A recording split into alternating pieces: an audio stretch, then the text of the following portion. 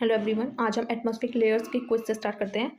उसमें पहला क्वेश्चन देखते हैं और पीछे मैं आपको एक्सप्लेन भी करती चलूंगी।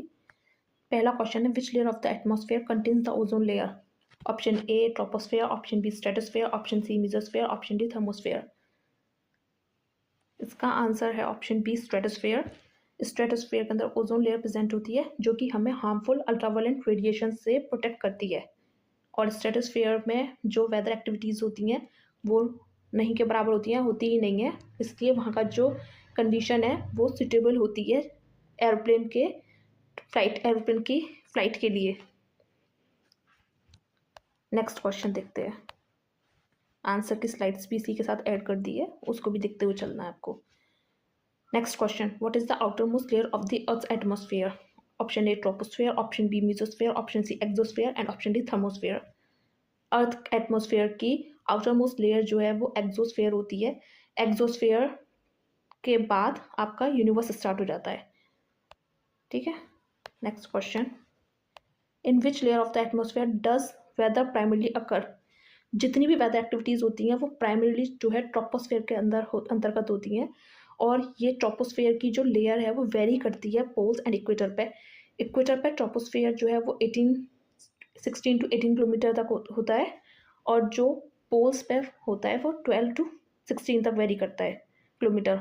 और बहुत सोर्सेज में डिफरेंट वेरी कर रखा है, बट मेजरली हमको ये रखना है कि इक्वेटर पे जो उसकी हाइट की डिफरेंस होती है वो ज़्यादा होती है in comparison to the poles. और ये इसलिए होता है क्योंकि टेम्परेचर डिफरेंस होता है एक पूरा इसके ऊपर वो है कि क्लाउड फॉर्मेशन एंड सम और भी बहुत सारी चीज़ें होती हैं जो कि रिस्पॉन्सिबल होती हैं इसके लिए। तो इस क्वेश्चन का आंसर जो है वो है वेदर की प्राइमरी एक्टिविटीज़ कहाँ कर होती हैं? ट्रोपोस्फेयर के अंदर। Next question, what percentage of the earth atmosphere is nitrogen? और ये तो सबको ही मालूम होगा, ऑप्शन बी 78%। इसके लिए हम ज़्यादा वेट नहीं करेंगे, नेक्स्ट पर मूव करते हैं। Which layer of the atmosphere has the highest temperature? A troposphere, B stratosphere, C mesosphere, D thermosphere. इसका आंसर है थर्मोस्फेयर। थर्मोस्फेयर को आइनोस्फेयर भी बोलते हैं। यहाँ पे जो रेडियो सिग्नल्स होते हैं वो ट्रांसफ़र होते हैं, रिफ्लेक्ट बैक होते हैं आइनोस्फेयर वाली लेयर से। ओके, यहाँ पे चार्जेस प्रेजेंट होते हैं। Next question, which atmospheric layer protects earth from meteorites by burning them up? Option A troposphere, option B mesosphere, option C stratosphere, option D thermosphere. इसका answer है mesosphere. Mesosphere जो है वो मेटेराइट्स को बर्न अप कर देता है जब वो अर्थ की तरफ आ रहे होते हैं फ्रिक्शन की वजह से। मीजोस्फेयर का टेम्परेचर जो होता है वो लो होता है, और मेटेराइट्स जो होते हैं उनका टेम्परेचर हाई होता है क्योंकि वो बर्न कर रहे होते हैं। तो दोनों के टेम्परेचर डिफरेंस की वजह से फ्रिक्शन क्रिएट होता है जो कि मेटेराइट्स को बर्न अप करने में हेल्पफुल होता है। तो इसका आंसर मीजोस्फेयर है। Question number 7, what gas is most responsible for the greenhouse effect? A nitrogen, B oxygen, C carbon dioxide, D argon। Green house effect के लिए कार्बन डाइऑक्साइड मेजरली रिस्पॉन्सिबल होती है। ग्रीन हाउस गैस इफेक्ट में CO2 present होता है, water vapour present होता है, and methane present होता है, और ओजोन भी रिस्पॉन्सिबल होता है। ये सारी गैसेस जो हैं ग्रीन हाउस गैस इफेक्ट को क्रिएट करती हैं, बट मेजरली जो रिस्पॉन्सिबल होती है वो CO2 होती है। Question number 8, which layer is directly above the troposphere? Troposphere के डायरेक्टली अबव कौन सी लेयर प्रेजेंट होती है? वो जो है वो स्ट्रेटोस्फेयर होती है। देखो मैं आपको सीक्वेंस बता देती हूँ। पहले ट्रोपोस्फेयर आती है, देन स्ट्रेटोस्फेयर, उसके ऊपर मीजोस्फेयर, मीजोस्फेयर के ऊपर आइनोस्फेयर जिसे कि हम थर्मोस्फेयर भी बोलते हैं, और उसके ऊपर एक्सोस्फेयर।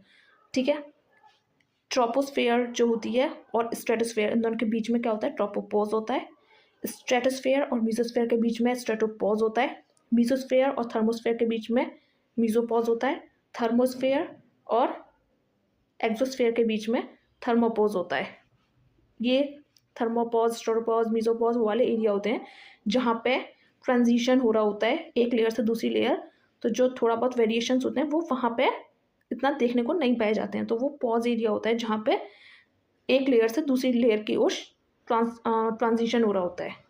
ओके, तो इसका answer which layer is directly above the troposphere, तो इसका आंसर है stratosphere. Which of the following best describe the composition of the earth's atmosphere.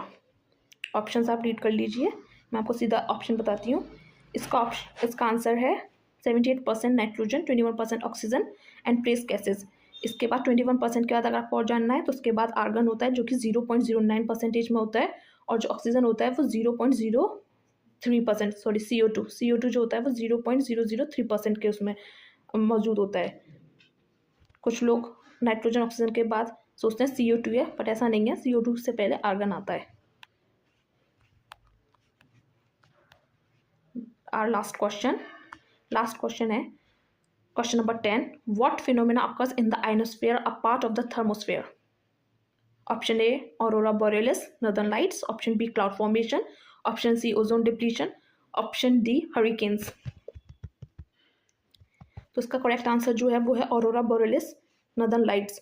अब देखो, ऑरोरा बोरेलिस और ऑरोरा ऑस्ट्रेलिस दो तरीके के होते हैं। मतलब एक तरीका नेचर का लाइट शो होता है जो कि हमको अपने अर्थ के नदर्न साइड और सदर्न साइड पे देखने को मिलेगा। नदर्न साइड पे जो होता है वो ऑरोरा बोरेलिस होता है, और अगर ऑरोरा ऑस्ट्रेलिस जो होता है वो सदर्न साइड पे होता है।